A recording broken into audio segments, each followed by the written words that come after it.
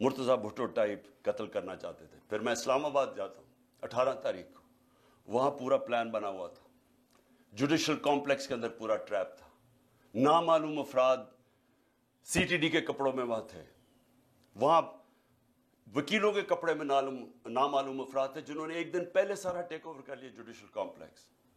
کبھی ایسا ہوا ہی نہیں کہ پولیس چھتوں سے پتھر مار رہی ہے, اشتعال پیدا کر رہی ہے تاکہ وہاں کوئی انتشار پھیلے, اور انتشار کے اندر جی عمران خان پھر قتل ہو گیا.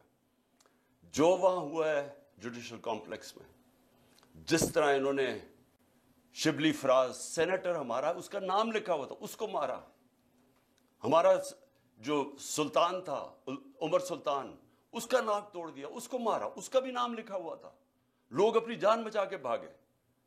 اور وہ شکر ہے کہ وہ میجسٹریٹ نے میری گاڑی میں آخر میں وہ میرے سے لیا, نہیں تو اگر میں اوپر چلا جاتا تو میں نے نہیں بچنا تھا.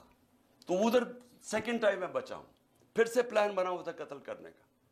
اور پھر اب کیا ہو رہا ہے, اب پلان یہ بن رہا ہے کہ میرے جو ارد گرد لوگ ہیں ان سب کو باری باری پکڑو, جو پارٹی میں تکڑے لوگ ہیں ان کو پکڑو, کیونکہ اب اگر ان کو لگ رہا ہے الیکشن کی طرف جا رہے ہیں تو طریقہ ہی ایک ہے کہ اب تحریک انصاف کے سارے جو تکڑے لوگ ہیں یا میرے قریب لوگ ہیں ان ساروں کو پکڑو. اس میں علی امین کو سب سے پہلے پکڑا, مراد سعید کو پوری پکڑنے کی کوشش کر رہے ہیں, اس کے اوپر بھی کوئی نہ کوئی کیس ڈالیں, حالانکہ کوئی کیس ہی نہیں ہے. میرے اوپر جو کیسز ہیں میں ذرا سامنے, 2 کیسز ہی انہوں نے بنائے ہوئے تھے, باقی تو سارے دہشت گردی کے کیس ہیں یا یہ جس طرح ذل شاہ کے قتل کے کیس, اس طرح کے کیسز ہیں. 2 کیسز تھے.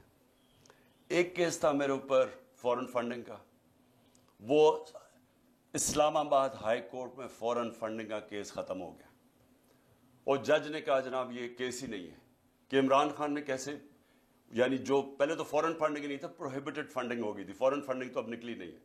وہ کہہ رہے کہ عمران خان نے کیسے اس میں کچھ کیا ہے, وہ ختم ہو گیا کیس.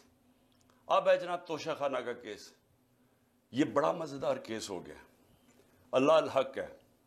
یہ کیس کیا ہے کہ عمران خان نے کوئی اپنی گھڑی بیچ دی تھی. اصل میں تو یہ ہے نا, پیسے دے کے ہمیں 50% دے کے آپ جو بھی تحفہ رکھ سکتے ہیں, اپنی گھڑی بیچ دی تھی, یہ سارا کیس.